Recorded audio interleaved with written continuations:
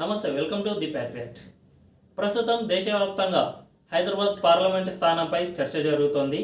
ఓవైసీ లాంటి బలమైన నేతకు బీజేపీ తన అభ్యర్థిని అయితే ప్రకటించింది. అంటే మజ్లిస్ గెలుపొందిన కాలం నుంచి ఇప్పటి వరకు మజ్లిస్ పార్టీకి ప్రధాన పోటీదారుగా బీజేపీ నిలుస్తూ వస్తుంది.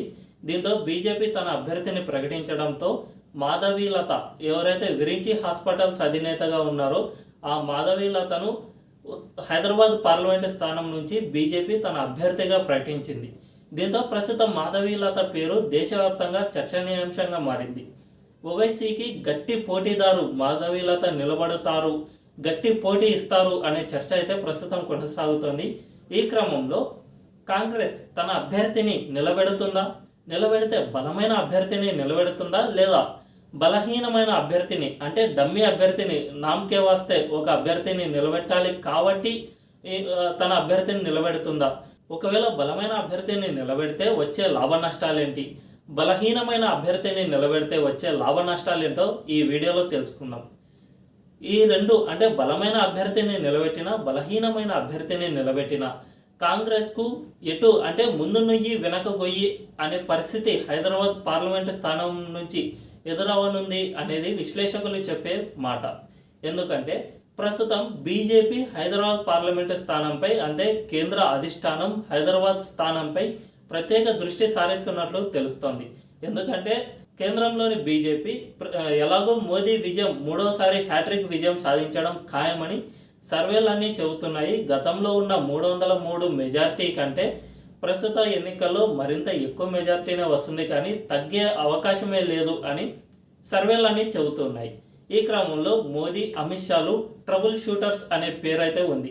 ఎందుకంటే నార్మల్గా గెలిచే స్థానాలు ఎలాగో గెలుస్తారు, కానీ గెలవని అసాధ్యం అనుకునే స్థానాలను కూడా గెలిచి చూపించడమే మోదీ అమిత్ షాల ద్వయం చేసే మొదటి పని.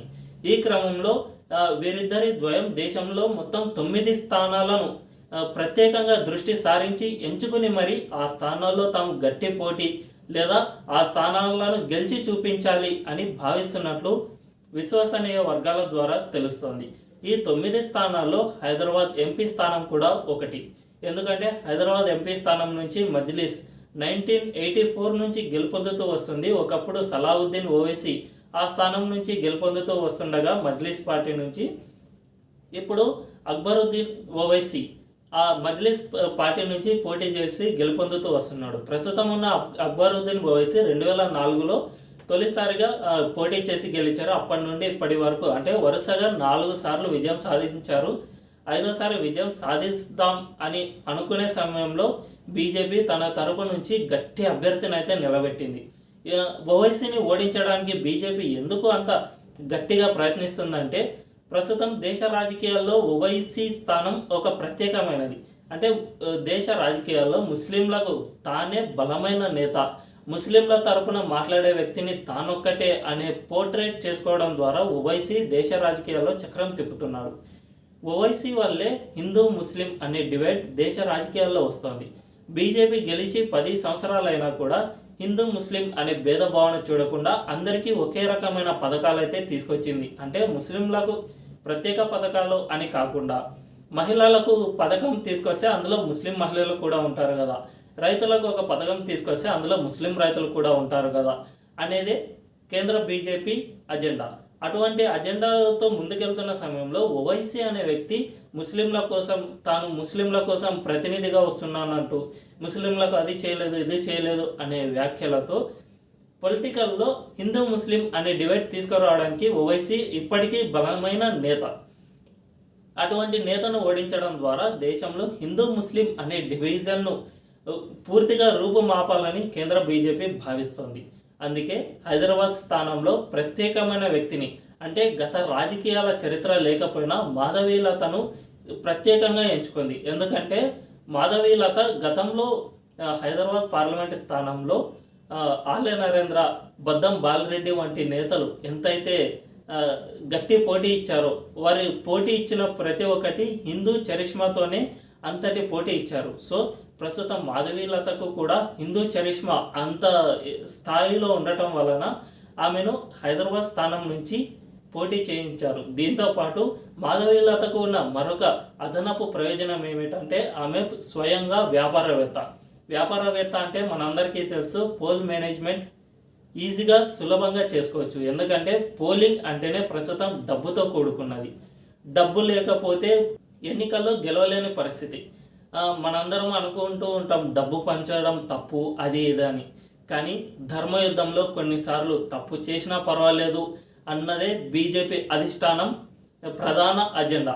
ఎందుకంటే కొన్ని తప్పటడుగులు వేసినా అంతిమంగా ధర్మమే గెలుస్తుంది అన్నది వారి అజెండా. కాబట్టి పోల్ మేనేజ్మెంట్లో స్వయంగా వ్యాపారవేత్త అయిన మాధవీలత ఖచ్చితంగా పనిచేయగలరు అనేది కేంద్ర బీజేపీ వ్యూహం.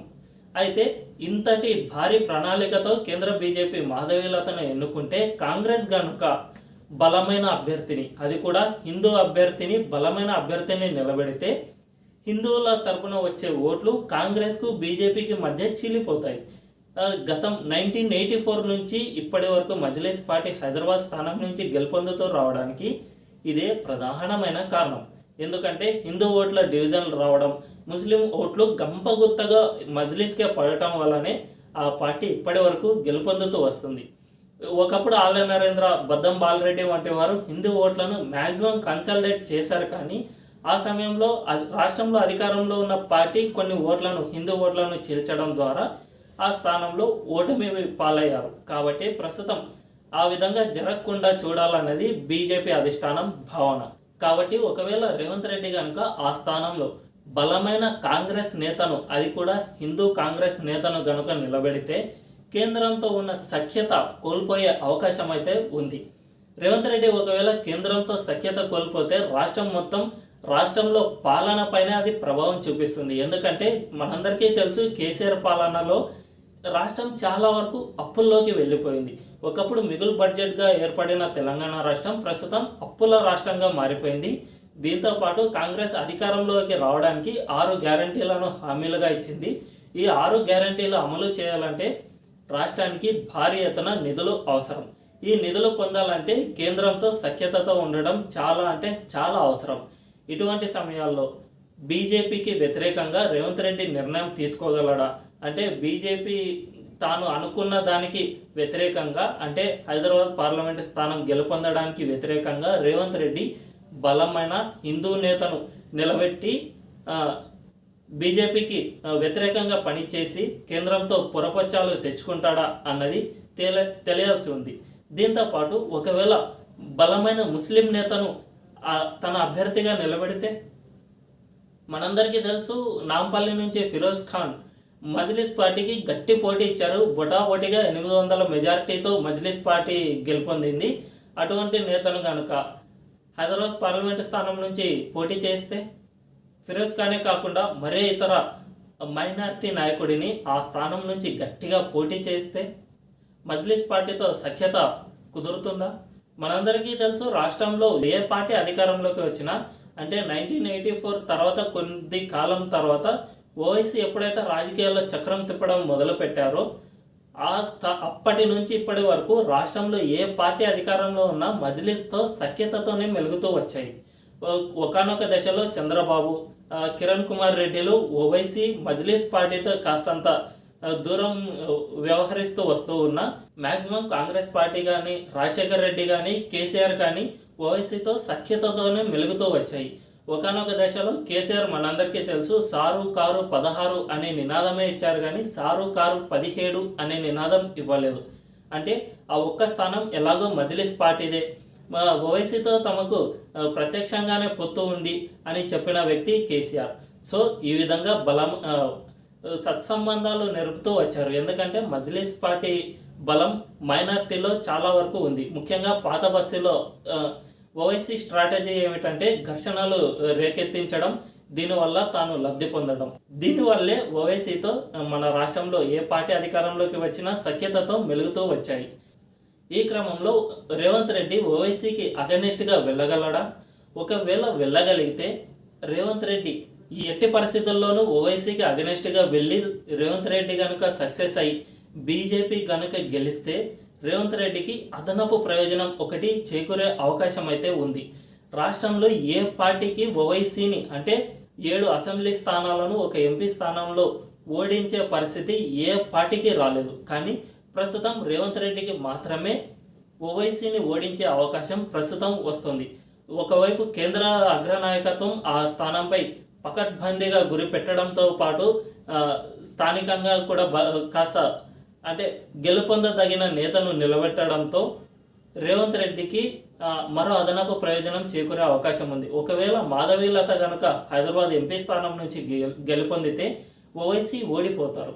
ఓవైసీ కనుక ఓడిపోతే దేశంలో ఓవైసీకి ఉన్న చరిష్మా తగ్గిపోతుంది. ఒకవేళ ఓవైసీకి కనుక చరిష్మా తగ్గిపోయిందంటే ఇక మజ్లిస్ పార్టీకి సమాధి కట్టినట్లే అవుతుంది. మజ్లిస్ పార్టీని అంటే ఓవైసీని ఓడించేంత సదావకాశం ప్రస్తుతం రేవంత్ రెడ్డికి మాత్రమే దొరికింది. ఒకప్పుడు రాజశేఖర్ రెడ్డికి కానీ, తర్వాత కేసీఆర్కి కానీ, అప్పట్లో చంద్రబాబుకి కానీ, ఆ తర్వాత వచ్చిన రోషయ్య, కిరణ్ కుమార్ రెడ్డి వంటి సీఎంలకు కూడా సాధ్యం కాని ఒక అవకాశం ప్రస్తుతం రేవంత్ రెడ్డికి అయితే లభించింది.